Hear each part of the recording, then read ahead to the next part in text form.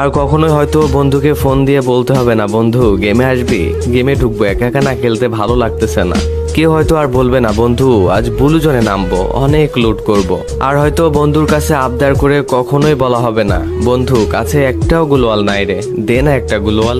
আর কখনো হয়তো বন্ধুর ফুল ড্যামেজ দেওয়া কিলটা চুরি করে হবে না সেই দুষ্টু মিষ্টি ঝগড়াটা। সারা ম্যাচে একটাও কিল না পেয়ে বন্ধুর কাছে আর আবদার করে বলতে হবে না, বন্ধু সামনের এনিমিটা কিন্তু আমার, তুই কিন্তু মারবি না, মারলে কিন্তু তোর খবর আছে।